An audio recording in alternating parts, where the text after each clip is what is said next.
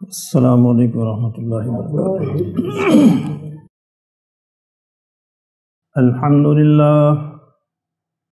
للہ نحمده ونستعینه ونؤمن به ونتوکل علیہ ونعوذ باللہ من شرور انفسنا ومن سیئات اعمالنا من يهده اللہ فلا مضل له ومن يضلله فلا هادي له ونشهد أن لا إله إلا الله وحده لا شريك له ونشهد أن سيدنا ومولانا محمدا عبده ورسوله أما بعد فأعوذ بالله من الشيطان الرجيم بسم الله الرحمن الرحيم ولا تقف ما ليس لك به علم إن السمع والبصر والفؤاد كل أولئك كان عنه مسؤولا ولا تمش في الأرض مرحا إنك لن تخرق الأرض ولن تبلغ الجبال طولا صدق اللہ مولانا العظیم۔ حضرات محترم، اللہ رب العزت نے ارشاد فرمایا سورہ بنی اسرائیل آیت نمبر 36، وَلَا تَقْفُ مَا لَيْسَ لَكَ بِهِ عِلْمٍ، اور اس چیز کے پیچھے نہ پڑو جس کا تمہیں علم نہیں ہے، خام خواہ کھوج لگانے کی کوشش نہ کرو۔ إِنَّ السَّمْعَ وَالْبَصَرَ وَالْفُؤَادَ، بے شک تمہاری کانوں کی، تمہاری آنکھوں کی اور تمہارے دل کی، کل اولئک کان عنہ مسئولا، سب کے بارے میں اس کی پوچھ ہوگی۔ قیامت کے دن یہ تمام جو صلاحیتیں دی ہیں، سماعت کی، بصارت کی، سوچنے کی، سمجھنے کی، ان سب صلاحیتوں کے بارے میں تم سے پرسش ہوگی، تم سے پوچھ ہوگی۔ وَلَا تَمْشِ فِي الْأَرْضِ مَرَحًا، اور زمین پر اکڑ کر نہ چلو۔ إِنَّكَ لَن تَخْرِقَ الْأَرْض، تم زمین کو پھاڑ تو نہیں سکتے۔ وَلَن تَبْلُغَ الْجِبَالَ طُولًا، اور نہ تم پہاڑوں کی بلندی کو پہنچ سکتے ہو، یعنی ایسے اکڑ اکڑ کے چلتے ہو، نہ تو زمین کو پھاڑ سکتے ہو اور نہ پہاڑوں کی بلندی کو پہنچ سکتے ہو۔ ان آیات کے پس منظر میں ایک رویہ جو ہمارے معاشرے میں پایا جاتا ہے، اس کے بارے میں دو چار باتیں عرض کرنی مقصود ہے۔ اس رویے کا نام ہے عدم برداشت۔ یہ اس قدر زیادہ ہو چکا ہے کہ اب اس کے مظاہر ہر جگہ، گلی گلی، کوچے کوچے میں نظر آتے ہیں۔ دن رات آپ کو سڑکوں پر، اپنے گھروں میں، دفتروں میں، معاشرے میں، دکانوں میں، بازاروں میں اس کے مظاہر نظر آئیں گے۔ کوئی دوسرے کو برداشت نہیں کر پا رہا، ہر کوئی یہ سمجھتا ہے کہ وہ زمین کو وہ پھاڑ دے گا اور یا پہاڑوں کی بلندی کو پہنچ جائے گا، حالانکہ قرآن مجید نے واضح کر دی کہ یہ ممکن نہیں ہے۔ مٹی سے بنے ہو، مٹی میں چلے جانا ہے، حیثیت تمہاری یہ ہے۔ لیکن بات کرتے ہوئے، چلتے ہوئے، دوسروں سے معاملہ کرتے ہوئے، ڈیل کرتے ہوئے یوں سمجھتے ہو کہ میں ہی سب سے اعلیٰ ہوں، میں ہی سب سے برتر ہوں۔ یہ عدم برداشت کا جو رویہ ہمارے معاشرے میں پایا جاتا ہے، اب دیکھتے ہیں سڑک پر دو گاڑیاں آمنے سامنے، کوئی پیچھے کرنے کو تیار نہیں ہوتا، دوسرے کو برداشت ہے ہی نہیں، اور اگر کوئی پہل کر بھی لے تو دوسرا سمجھتا ہے کہ میں نے اسے نیچا دکھا دیا، حالانکہ اسے چاہیے تھا اس کا شکریہ ادا کرتا، لیکن وہ اوسی گردن اور اکڑ جاتی کہ گویا میں نے اسے نیچا دکھا دیا۔ یہ ایک بیماری ہے جو ہمارے معاشرے میں پائی جاتی ہے۔ اب دیکھنا یہ ہے کہ اس بیماری کی وجوہات کیا ہیں۔ جب انسان کو بخار ہوتا ہے یا درد ہوتا ہے تو درد اور بخار کوئی بیماری نہیں ہے، اس کے پیچھے کوئی ریزن ہوتی ہے. بخار ہے یہ دیکھنا پڑے گا کیا نمونیا ہے، ٹائیفائڈ ہے، ملیریا ہے یا کوئی انفیکشن ہے، کچھ نہ کچھ اس کی بیک گراؤنڈ میں ہوگا. درد ہے تو دیکھنا پڑے گا کہ اس کی بیک گراؤنڈ میں کیا ہے، مسکولر پین ہے یا کوئی اور ریزن ہے، وہ تلاش کرنی پڑے گی. اس طرح اگر عدم برداشت ہمارے اندر موجود ہے، اچھا یہ ایک بڑا مسئلہ ہوتا ہے، ہم سمجھتے ہیں کہ عدم برداشت دوسروں کے اندر ہے. ایسا نہیں، ہم سب کے اندر ہے. ہمیں اپنے اندر تلاش کرنی ہے. ہمارا معاشرہ اسی لیے ٹھیک نہیں ہوتا کہ ہماری انگلیاں دوسروں کی طرف اٹھتی ہیں. جب میں اس طرح ایک انگلی دوسرے کی طرف کرتا ہوں تو یہ 4 انگلیاں میری طرف ہوتی، اس کی طرف ہماری توجہ نہیں جاتی، اور دوسرے کی طرف انگلی ہم اٹھائے رکھتے ہیں. اگر عدم برداشت کو بھی ٹھیک کرنا ہے تو ہمیں اپنے بارے میں سوال کرنا ہوگا، میرے اندر کتنی ہے، میں کیسے ٹھیک ہو سکتا ہوں. جب ہر شخص اپنے بارے میں سوچے گا تو انشاءاللہ پھر مسئلہ ٹھیک ہوگا. لیکن ہم دوسروں کے بارے میں سوچتے ہیں، دوسرے ٹھیک ہو جائیں، میں نہ ٹھیک ہوں، میں تو ٹھیک ہی ہوں. یہ ایک وہم ہے جو ہمارے اندر پایا جاتا ہے.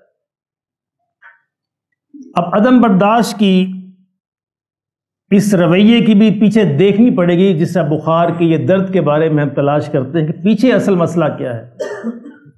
اس کا پہلی جو ریزن ہوتی ہے عدم برداشت کی، وہ جینیٹک ہوتی ہے.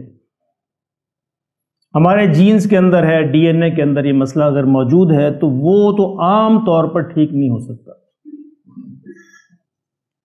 اس میں کچھ بہتری آ سکتی ہے تعلیم و تربیت سے، لیکن اس کا ختم کرنا تقریباً ناممکن ہوتا ہے، چونکہ ہمارے جینز کے اندر شامل ہے.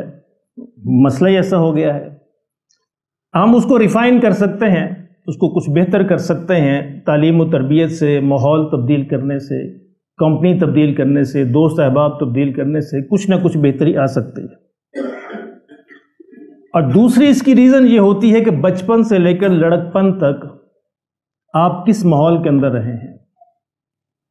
گھر کا ماحول کیا ہے؟ کیا گھر میں ماں باپ ایک دوسرے کو کھانے کو دوڑتے ہیں، اور جو عزیز اقربا ہیں، رشتہ دار ہیں، دوست ہیں، احباب ہے، اسکول کالج کا ماحول ہے، ٹیچرز ہیں، معاشرہ ہے، وہاں پہ کس تربیت میں، کس ماحول میں پرورش پائی ہے، وہ آپ کو آپ کے رویے کو تشکیل کرنے میں بڑا معاون ہوتا ہے. اس سے رویے تشکیل پاتے ہیں. اب یہ جو خاندانوں کا جو ماحول ہوتا ہے، برادریوں کا ماحول ہوتا ہے، رشتہ داریوں کا ماحول ہوتا ہے، اس میں عام طور پر کچھ رویے پائے جاتے ہیں، اور وہ رویے پھر اگلی نسل کے اندر منتقل ہوتے ہیں. ہمارے ایک بڑے قریبی دوست ہیں، ان کے گھر میں ایک دفعہ بیٹھا ہوا تھا میں، ماشاءاللہ بڑا وقت لگایا انہوں نے تبلیغی جماعت میں، اور دیکھنے میں جتنے بھی دینی طریقے ہیں سارے پورے ہیں ان کے. بیٹا ان کا کوئی 18-20 سال کا باہر سے آیا تو دیکھا کہ اس کے کپڑے جو ہیں تھوڑے پھٹے ہوئے، لگتا کسی سے لڑ کے آیا. تو باپ پوچھتا ہے، وہ باپ جو دیندار باپ ہے، کیا ہوا ہے؟ کہ جی لڑائی ہو گئی ہے باہر. اچھا مار کے آئے کہ مار کھا کے آئے؟ اب یہ رویہ ہے نا، جے تے مار کے آیا تو پھر کوئی گل نہیں، بچا لیں گے. یہ مار کھا کے آئے تو دفع ہو جا. یہ رویہ نا، اور دینی مزار پورے ہیں. یعنی ہمارے گھروں میں، ہمارے معاشرے میں بچوں کو معاف کرنا سکھایا نہیں جاتا. اب یہ بچہ بڑا ہو کے کیا بنے گا؟ اب چاہے یہ نمازیں پڑھے، چاہے یہ روزے رکھے، حج کرے، زکوٰۃ دے، لیکن بڑے ہو کے اس نے وہی بننا ہے کہ مارنا ہے. جبکہ سیرت النبی صلی اللہ علیہ وسلم ہے کہ معاف کرنا ہے. یعنی لڑائی کرنا تو بڑا آسان ہوتا ہے، کسی کو گالی نکال دے لڑائی ہو جائے گی، پتھر پھینک دے لڑائی ہو جائے گی. لڑائی کرنا کون سا مشکل ہے؟ لڑائی سے اوائڈ کرنا اصل کام ہے. اصل جرت، اصل بہادری یہ ہے کہ آپ لڑائی سے اوائڈ کیسے کرتے ہیں، لڑائی سے اپنے آپ کو، دوسروں کو کیسے بچا لیتے ہیں. ابھی چند ہفتے پہلے یہاں عصر یا مغرب کی نماز تھی غالباً مسجد میں، تو ایک صاحب کا موبائل بج رہا تھا، یعنی پوری نماز میں ان کا موبائل بجتا رہا. اب ظاہر ہے دوسروں کے لیے یہ ذرا تھوڑا تکلیف دہ ہوتا ہے. اب نماز کے بعد حسب توفیق سب نے حصہ ڈالا اس کو برا بلا کہنے میں. یہ آفرین ہے صرف جناب محترم ڈوگر صاحب پر. انہوں نے کہا بھائی عفو اور برداشت سے کام لو. یہ ہوتا ہے برداشت. ایسے رویوں پہ ہمیں کیا مظاہرہ کرنا ہے؟ یعنی باقی سب حسب توفیق حصہ ڈال رہے تھے اس کو تان و تشنیع میں، تانا دینے میں، تشنیع میں، اور صرف محترم ڈوگر صاحب تھے جو فرما رہے تھے بھائی برداشت سے کام لو. ہو سکتا ہے وہ بیچارہ بھول گیا ہو سکتا ہے کہ اسے موبائل بند کرنا نہ آتا ہو. کوئی نہ کوئی وجہ تو ہوگی نا. آخر کوئی بھی اتنا پاگل نہیں ہوتا کہ پوری نماز میں موبائل بجتا رہے وہ بند نہ کرے. اس کے پیچھے کوئی نہ کوئی وجہ ہوگی. تو ہمیں بجائے طنز کے اور تانا دینے کے یہ ہے برداشت، کہ ہمیں برداشت کا سبق دینا چاہیے. تو میں یہ عرض کر رہا تھا خاندانوں کا جو ماحول ہوتا ہے یہ اس میں تربیت کرنی پڑتی ہے، تعلیم دینی پڑتی ہے، پھر یہ برداشت کے ماحول جو ہیں وہ جنم لیتے ہیں. اس کی اگلی ریزن ہوتی ہے انکمپیٹنسی. آپ کمپیٹنٹ نہیں ہیں اپنے فیلڈ کے اندر. یہ دفتروں کے اندر عام طور پہ ہوتا ہے. یہ بات سب آپ کو بہتر بتا سکتے ہیں. یعنی اگر 10 ٹیچر ہیں اور ایک ٹیچر اپنے سبجیکٹ میں کمپیٹنٹ نہیں ہے تو عام طور پہ اس میں عدم برداشت ہوگی. اس کی وجہ کیا ہے؟ انکمپیٹنسی جو ہے خوف کو جنم دیتی ہے. میں نکال نہ کہیں دیا جاؤں، میری جاب نہ چلی جائے، میرا روزگار نہ چلا جائے. انکمپیٹنسی خوف کو جنم دے گی. خوف جو ہے غصے کو جنم دے گا اور غصہ عدم برداشت لائے گا. اس لیے اس کو ختم کرنے کا ایک ذریعہ یہ ہے کہ آپ اپنے آپ کو کمپیٹنٹ کریں، اپنی صلاحیتوں کو بڑھائیں. آپ جس بھی فیلڈ کے اندر ہیں اس فیلڈ کی کمپیٹنٹ بندے کا کوئی خوف نہیں ہوتا.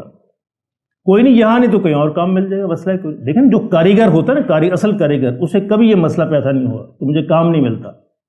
اس کا مسئلہ نہیں ہوتا یہاں کام نہیں ہوا کہیں اور ہو جائے گا. لیکن جو انکمپیٹنٹ ہوتا ہے اس کا یہ مسئلہ ہوتا ہے کہیں میں محروم نہ کر دیا جاؤں. اس لیے ایک وجہ اس کی ہمارے معاشرے میں عدم برداشت کی انکمپیٹنسی ہے. اور اگلی وجہ ہماری جھوٹی انا ہے، ایگو. جھوٹی انا جو ہمارے اندر موجود ہے کہ ہم بڑے ہیں، میں بہت بڑا ہوں. جو آیت میں نے آپ کے سامنے پڑھی ہے کہ میں زمین کو پھاڑ سکتا ہوں، میں پہاڑوں کی بلندیوں کو پہنچ سکتا ہوں. یہ جھوٹی انا ہے. ایک صحابی کسی محفل میں تشریف فرما تھے، مشورہ ہو رہا تھا، ان کا مشورہ نہیں مانا گیا تو وہ کہنے لگے میری بھی کوئی عزت ہے. تو یہ کہہ کے اٹھ کھڑے ہوئے. فوراً دوسرے صحابی نے قرآن مجید کی آیت پڑھی کہ عزتیں تو ساری اللہ اور اس کے رسول کے لیے. انسانوں کی حیثیت کیا ہے؟ فوراً استغفار کی، گر پڑے، توبہ کی، رو پڑے کہ میں تو بھول گیا تھا، میری کیا عزت ہے. عزتیں تو ساری اللہ اور اس کے رسول کے لیے ہیں. یہ جھوٹی انائیں جو ہیں ہمیں ذلیل کرتی ہیں، رلا دیتی ہیں، خاندان کے خاندان مروا ڈالتی ہیں. عزت میری بھی کوئی عزت ہے جی، میری کسی نے گالیں نہیں سنی، کیا ہے کہ عزت. اور یہ عام طور پہ جھوٹی انا مولویوں کے اندر، علماء کے اندر، ٹیچرز کے اندر، پروفیسرز کے اندر، ان کے اندر زیادہ ہوتی ہے. ٹیچرز پروفیسر بیچارے جو بچوں نے تو سننا ہی ہوتا ہے، وہ پھر بیچارے اسی وہم کے اندر رہتے ہیں کہ دوسرے بھی میری یہ بات کو ایسے سنیں. عام طور پہ یہ ہوتا نہیں. مولوی صاحب کہتے ہیں میں آؤں تو کھڑا ہو کے مجھے سلام کیے گا. کیوں سلام کیا جائے؟ کر لے اچھی بات ہے، اس کا شکریہ، نہ کرے تو کوئی بات نہیں. آپ بھی ویسے ہی جیسے باقی انسان. تو یہ ایک وجہ جھوٹی انا ہوتی. اور ایک بڑی اہم وجہ جس کو ہمیں سب پہ غور کرنا چاہیے وہ یہ ہے کہ وہ ایسا بچہ جس نے ایسے ماحول کے اندر پرورش پائی ہو کہ جہاں ماں باپ اس کی ہر بات مانتے ہوں، وہ بچہ عدم برداشت کا شکار ہوگا. ادھر منہ سے بات نکلی اور ادھر ماں باپ نے بچے مسئلہ ہی کوئی نہیں، میں تیری ہر بات پوری کروں گا، میری جان، میری لاڈلے، میرے فلاں، میرے پاس وسائل ہیں یا نہیں ہیں، میں ہر بات پوری کروں گا. یعنی جس بچے کے منہ سے نکلی ہوئی ہر بات پوری کرتے ہیں ماں باپ، وہ بچہ معاشرے میں عدم برداشت کا شکار ہوگا. کیوں کہ معاشرے میں تو ماں باپ نہیں ملیں گے، ماں باپ تو گھر میں ہیں. جب یہ 15-20 سال کے بعد سڑکوں پہ آئے گا، معاشرے میں آئے گا، تو وہاں نہ ماں ہے نہ باپ ہے. وہاں تو اسے فیس کرنا ہے دوسروں کو، اور دوسرے تو ماں باپ جیسا سلوک نہیں کریں گے.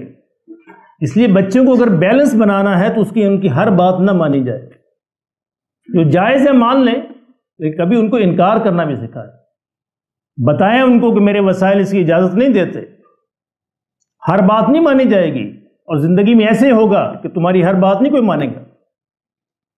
تو میرے محترم دوستو، یہ چند ایک وجوہات ہیں جو ہمیں خود تلاش کرنی ہے کہ اگر میرے اندر، تیرے اندر نہیں، میرے اندر، اگر میرے اندر یہ رویہ موجود ہے تو اس کے پیچھے کون سی وجہ ہے تاکہ میں اس کو دور کر سکوں۔ اب اس کا علاج کیا ہے؟ چند مختصر الفاظ میں بیان کرتا ہوں علاج کیا ہے۔ ایک بہت بڑا مسئلہ یہ ہے کہ ہم دوسروں سے بات منوانا چاہتے ہیں۔ منوانا ہمارے ذمے نہیں ہوتا، ہمارے ذمے پہنچانا ہوتا ہے۔ کسی کو بھی جو آپ کہنا چاہتے ہیں آپ پہنچا دیں اچھے طریقے سے، منوانا ذمے، وہ نہیں مانتا یا مانتا ہے یہ اس کا اور اللہ کا معاملہ ہے۔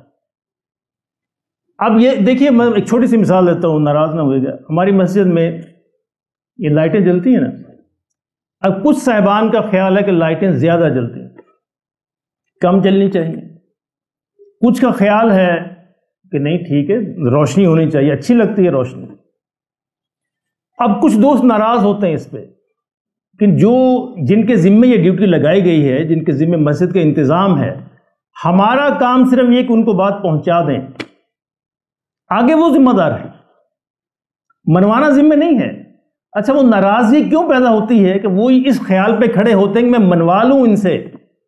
بھائی آپ نے بات پہنچا دی، بات ختم ہو گئی۔ گھروں کے اندر بھی ایسے ہونا چاہیے، آپ نے بات ماں باپ کو کنوے کر دی تو آپ کی ذمہ داری پوری ہو گئی۔ اگر آپ سمجھتے ہیں کہ ماں باپ گھر کے ذمہ دار ہیں، ماں باپ سربراہ ہیں، تو پھر آپ کے ذمے صرف بات کو پہنچا دینا ہے، منوا دینا نہیں ہے۔